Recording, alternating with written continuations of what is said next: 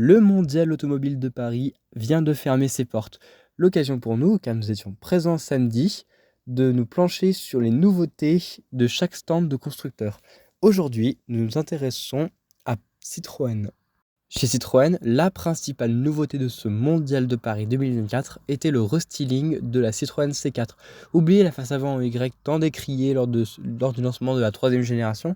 Aujourd'hui, on a une face avant plus classique avec la nouvelle identité Citroën en triangle. Sur le profil, ce qui est notable, ce sont des nouveaux modèles de jantes, ici en 18 pouces, et également une nouvelle teinte de lancement. Et sur la partie arrière, les feux changent, oubliez encore une fois le style en Y, et le logo Citroën disparaît au profit d'un lettrage au nom du constructeur. Voilà pour l'extérieur, passons maintenant à l'intérieur. Et si à l'extérieur les changements sont nombreux, en revanche, à l'intérieur, la planche de bord, que ce soit dans sa présentation ou dans son agencement, c'est la même.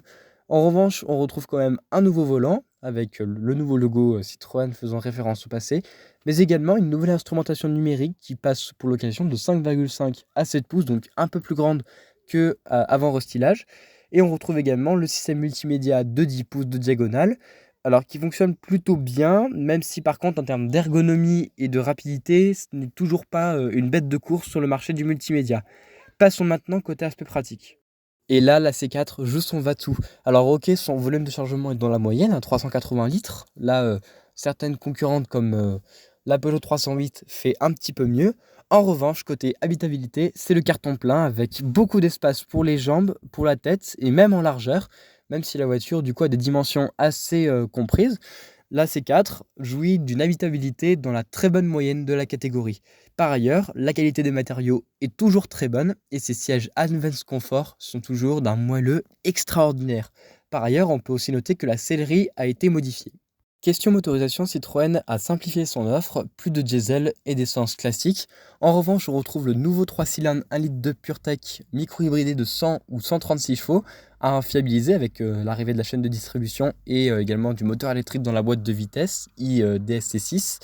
Et on retrouve également bien évidemment l'offre électrique avec 136 ou 156 chevaux pour des autonomies comprises entre 350 et 410 km. Vendu à plus de 65 000 exemplaires et en ce moment battu par une concurrence de plus en plus importante, notamment en interne avec l'arrivée de la Fiat Topolino, Citroën ne pouvait pas rester les bras croisés avec son ami. Elle lui a donc appliqué un restylage. Extérieurement, ce qui est surtout notable, ce sont les feux déportés de la carrosserie. C'est pareil à l'arrière, un face avant asymétrique. Malheureusement, à l'intérieur, on retrouve encore ces sièges en plastique dur. Donc, question confort, on repassera. La seule différence à l'intérieur, au final, c'est seulement l'apparition du logo au volant. Mais on n'en a pas fini avec cet ami, car oui, effectivement, Citroën a également dégainé un concept car qui laisserait entendre que Citroën est en train de développer une version buggy de son quadricycle léger, qui, je le rappelle, est limité à 45 km/h, mais en contrepartie, pouvant être conduit à partir de 14 ans avec le simple permis AM, anciennement le BSR. Parlons maintenant de la star du leasing social 2024, la Citroën IC3. Ici présentée dans sa version électrique, elle était aussi présente sur le stand en version essence, mais aussi hybride avec une boîte automatique. Extérieurement, on retrouve les lignes du concept car Oli et également de la C3 commercialisée en Inde, avec d'ailleurs des teintes assez gaies. On avait le rouge, on avait le bleu, comme vous voyez ici avec le toit blanc, mais aussi surtout des traits de couleur personnalisables, hein, c'est la grande nouveauté. Parce que voilà, Citroën veut toujours jouer sur la partie personnalisation. Et c'est d'ailleurs très réussi. À l'intérieur de cette Citroën C3, on découvre une planche de bord radicalement différente de la génération précédente. Et c'est une bonne nouvelle, c'est assez original, avec notamment l'arrivée d'un petit volant. C'est une grande première chez Citroën. Citroën copie un petit peu Peugeot sur ce point. On retrouve également une instrumentation qui est remplacée par un affichage tête haute de série. Donc sur toutes les finitions, vous aurez droit à cet affichage tête haute. En revanche, ce système multimédia de 10 pouces 25 de diagonale ne sera pas de série. Quand vous n'aurez pas d'écran, vous aurez un dock pour poser votre téléphone qui servira du coup pour la radio ou pour la navigation. Pour ceux qui auraient pris la version haut de gamme avec cet écran, ce système multimédia se révèle assez rapide dans ses calculs, assez lisible, même si par contre les graphismes sont un petit peu dépassés, mais c'est compensé par les connexions Android et CarPlay incluses et la navigation connectée. Bon point également côté ergonomie, puisque les commandes de climatisation sont extérieures, donc plus faciles à utiliser. Au registre qualité des matériaux, si on épargne juste cette vis apparente absolument laide à voir, la qualité des matériaux est extrêmement honnête avec notamment un bandeau en tissu sur le milieu de la planche de bord, ok des plastiques durs partout ailleurs, mais de très bonne qualité malgré tout, assez agréable à voir, mais surtout on sera sûr qu'ils dureront bien dans le temps. Et également une partie un petit peu façon cuir au niveau des contreportes, notamment au niveau des commandes de vitres. C'est agréable. D'ailleurs, petit point assez drôle, c'est des petits mots qui sont affichés sur des étiquettes, Be Cool, Be Fun. C'est assez sympa, ça change un petit peu de ce qu'on peut trouver partout ailleurs. Donc, non, non, Citroën, très bon point sur ce sujet.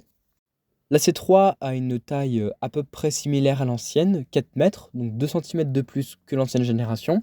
Et pourtant, l'habitabilité arrière a évolué, elle est meilleure que sur l'ancienne, avec notamment des surfaces vitrées un petit peu plus grandes.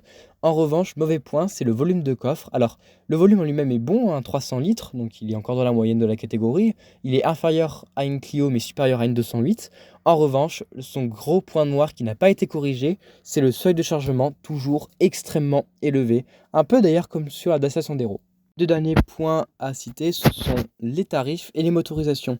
Question moteur, on aura le 1,2 litre turbo modifié avec une chaîne de distribution, hein, c'est l'ancien nom PureTech. Il faut savoir que le groupe Stellantis a décidé de bannir le nom PureTech de ses moteurs.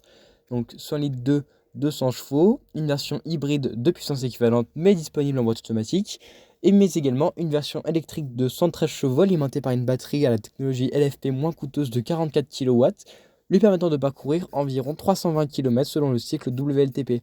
Elle sera capable de recharger jusqu'à 100 kW sur une borne rapide, lui permettant de passer de 20 à 80% de la batterie en 26 minutes. Les tarifs sont en très nette baisse par rapport à l'ancienne génération puisqu'elle commence à partir de 14 800 € en essence et autour des 23 000 € pour la version électrique d'entrée de gamme, auquel il faut bien sûr soustraire les 4 000 € de bonus écologique car produite en Europe, en Slovaquie. Parlons maintenant du Citroën C3 Aircross qui vient également d'être renouvelé. Esthétiquement, on reprend la base de la C3 en l'allongeant beaucoup, en allongeant ses dimensions, et également en augmentant son look SUV avec des protections de plastique plus généreuses. Intérieurement, ça reste exactement la même chose que la C3 évoquée tout à l'heure. Mais là, par contre, où les grosses nouveautés affleurent, c'est au niveau des motorisations et surtout des configurations disponibles, car ce Citroën C3 Aircross sera disponible, accrochez-vous bien, en 7 places. Un SUV de moins de 4,45 m en 7 places. C'est une grande première sur le marché automobile. Alors, les 2 places arrière, ce sont des strapontins et également, autre contrainte, le volume de coffre lorsque les 7 places sont déployées, seulement 30 litres. Mais ces 2 places, c'est vraiment surtout du dépannage. Et ces 2 places, d'ailleurs, sont optionnelles, mais ne sont pas disponibles avec la deuxième grosse nouveauté, la version électrique. Car oui, le C3 Aircross est désormais disponible en 100% électrique. Et la troisième nouveauté dont je vous ai parlé, c'est également une version hybride de 136 chevaux. Elle ne reprend pas le bloc de 100 chevaux de la C3, elle aura un bloc de 136 chevaux. En essence, le 1,2 litre de 100 chevaux, là encore le nouveau avec la chaîne de distribution. Et du coup, elle reprend également stricto sensu le bloc de la C3 électrique avec 113 chevaux, 44 kWh et une autonomie de 300 km environ. Pour les prix, je vais vous les citer parce que je ne les ai pas mémoire, ils seront écrits tout en bas, mais j'ai pas envie de vous dire n'importe quoi, donc ils seront notés en dessous sur la vidéo. Enfin, dernier modèle qui était à découvrir, le Citroën C5 Aircross Concept, qui porte bien son nom puisque c'est une vision à peu près 90% de ce que sera le Citroën C5 Aircross de série.